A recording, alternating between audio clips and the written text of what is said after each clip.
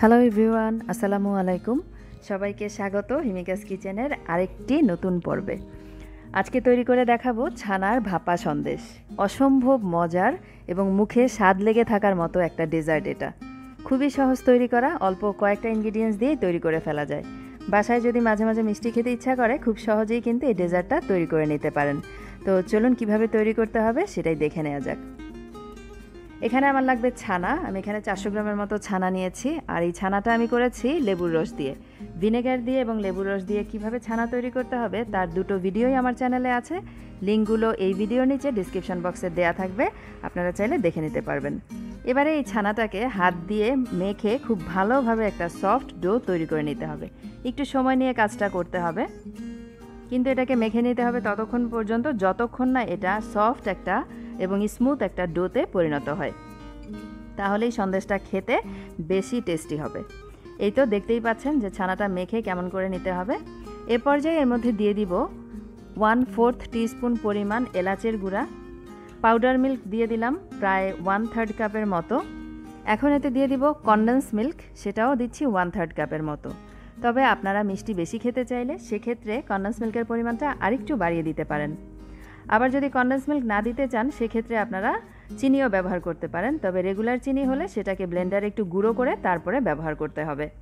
এরপরে সবগুলো উপকরণ হাত দিয়ে খুব ভালোভাবে মেখে নিতে হবে। খুবই সহজ তৈরি করা, আর ইনগ্রিডিয়েন্টস যা যা লাগবে তা তো দেখিয়ে দিলাম। আর তেমন কোনো ইনগ্রিডিয়েন্টস লাগবে না, যেটা লাগবে সেটা একদমই অপশনাল, তো সেটা আমি দেখিয়ে দিচ্ছি। তো এই তো মিক্স করা হয়ে গেছে। এখন এটাকে আমি একটা মোল্ডের মধ্যে নিয়ে নিব। খেয়াল রাখতে হবে এতে যেন কোনো ধরনের লাম্পস না থাকে।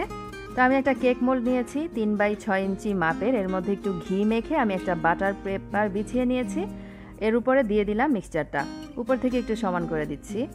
বাটার পেপার যদি বাসায় না থাকে আপনারা তাহলে এখানে যে কোনো ধরনের কাগজও কিন্তু বিছিয়ে নিতে পারবেন। এতে করে ছানার সন্দেশটা মোল্ড থেকে বের করতে সুবিধা হবে। তো খুব সুন্দরভাবে উপর থেকে লেবেল করে দিলাম। এখন যেটা দিব সেটা হচ্ছে একটু স্যাফরনটা দিলে উপর থেকে সন্দেশটা হয়ে যাওয়ার পরে খুবই সুন্দর একটা কালার আসবে, আর ফ্লেভারও খুব সুন্দর আসবে। তবে এটা সম্পূর্ণই অপশনাল, বাসায় যদি না থাকে না দিলেও হবে। তো হাত দিয়ে একটু প্রেস করে এটাকে ভেঙে আমি উপর থেকে দিয়ে দিচ্ছি। এই তো এখন এটা স্টিমে দিয়ে দিব। তো একটা হাঁড়ি চুলাতে বসিয়ে নিয়েছি, তার মধ্যে দিয়ে দিচ্ছি আমি একটা স্ট্যান্ড। এখন এর মধ্যে দিয়ে দিব কিছু পানি। পানির পরিমাণ এমনভাবে দিতে হবে যেন মোল্ডের নিচ পর্যন্ত থাকে, মোল্ডের মধ্যে যেন না লাগে। তাহলে যেটা হবে, পানির মধ্যে বলক ফুটে ওঠার পরে মোল্ডের ভিতরে পানিটা যাবে, সেক্ষেত্রে কিন্তু সন্দেশটা পারফেক্ট হবে না। তো ফয়েল পেপার থাকলে আপনারা এই পাত্রটাকে ঢেকে দিবেন। আমার কাছে ছিল না, তাই আমি যে কোনো একটা ঢাকনা দিয়ে দিলাম, আর হাঁড়িটাকেও ঢেকে দিলাম। এখন অপেক্ষা করব বলক ফুটে ওঠা পর্যন্ত। পানিতে বলক চলে আসলেই চুলা আঁচটাকে কমিয়ে মিডিয়ামে রেখে 30 মিনিটের জন্য এটাকে রান্না করে নেব। 30 মিনিট পরেই আপনাদেরকে দেখাচ্ছি। এই তো সন্দেশ কিন্তু হয়ে গেছে। এখন চুলা থেকে নামিয়ে পুরোপুরি ঠান্ডা করে নিব। ঠান্ডা হয়ে যাওয়ার পরে এটাকে পিস পিস করে কেটে পরিবেশন করব।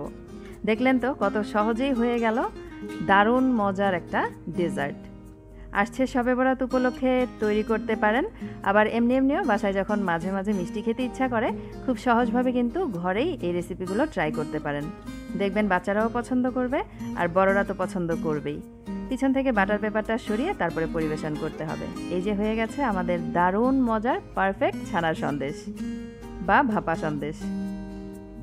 আশা করছি আজকের রেসিপিটা ভালো লেগেছে। ভালো লেগে থাকলে বরাবরের মতোই ছোট্ট একটা রিকোয়েস্ট, যারা আমার চ্যানেলে নতুন তারা প্লিজ চ্যানেলটাকে সাবস্ক্রাইব করবেন, আর পাশে থাকা ছোট বেল বাটনটাও বাজিয়ে দিবেন।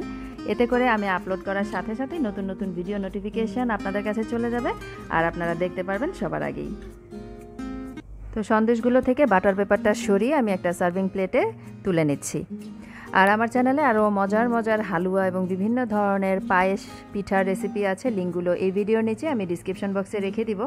এখন যেহেতু সবাই লকডাউনে আছে, বাসায় আছেন, তো আপনারা কিন্তু নতুন নতুন মজার মজার রেসিপিগুলো বাসায় ট্রাই করতে পারেন। তো সবাই বাসাতেই থাকবেন, নিরাপদে থাকবেন। আজকে এই পর্যন্তই। আল্লাহ হাফিজ।